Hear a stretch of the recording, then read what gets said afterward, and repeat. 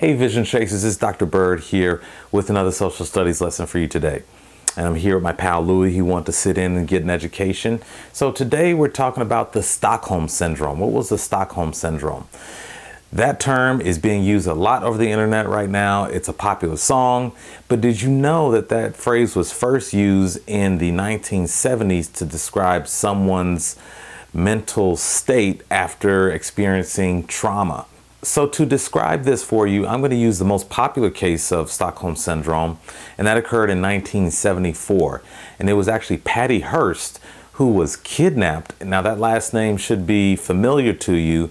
She is the granddaughter of William Randolph Hearst, the man who, along with others, instigated the United States involvement in the Spanish-American War. He ran a newspaper that really agitated a lot of people and got them to encourage the United States to get involved in that war. So Patty Hearst is his granddaughter, and she is kidnapped on February 4th, 1974. She's only 19 at the time. Now, the group responsible for her kidnapping was the Symbionese Liberation Army. Now, they were seeking a huge ransom because they know that she came from a very wealthy family. And this group was a radical revolutionary group. They wanted to make a bunch of changes to the country that they felt would help more people.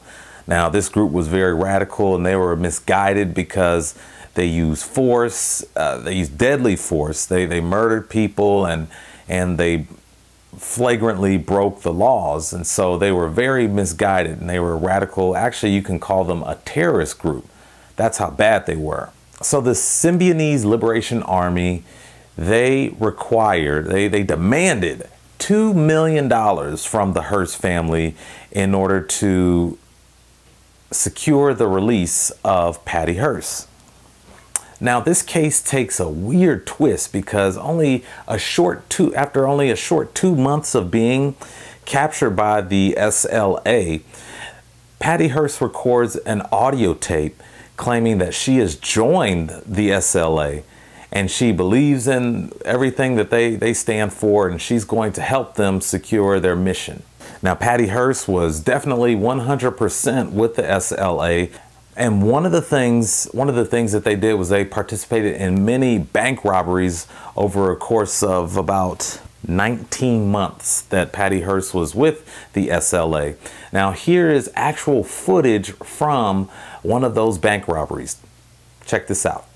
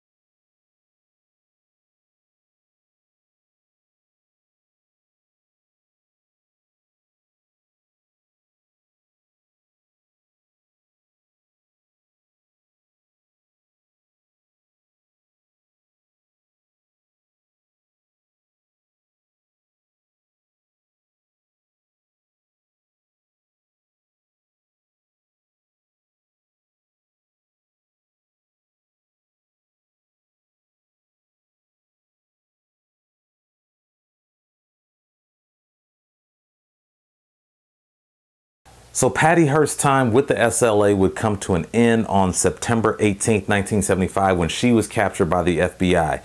Now, she was convicted and sentenced to go to prison for a long time for her participation in these bank robberies. However, she was released from prison by President Jimmy Carter when he commuted her sentence. So the Stockholm Syndrome is confusing, it's mesmerizing, it's really challenging for one to wrap your mind around the fact that someone who is taken prisoner could sympathize and empathize with the very people who have taken them hostage. And the very first case of Stockholm Syndrome was noted in actually 1973, and this is in Stockholm, Sweden, where some people robbed the bank and they took some hostages for over 100 days. And same thing that happened in the Patty Hearst case happened in this initial case, where the hostages, they were very protective of the captors. One of the women who was taken hostage actually became engaged to one of these bank robbers. And so that's why it's called the Stockholm Syndrome, because the very first case took place in Stockholm, Sweden. Well, that's our social studies lesson for the day. Louis learned a lot. Hope you learned a lot too. Thank you so much for watching. Please check the Vision Chasers website for more tips and tools as you chase your vision of success. Additionally, there's going to be a worksheet that goes along with this lesson, so feel free to download that as well. Well, I thank you so much for watching. Until we meet again, please keep chasing the vision. Bye.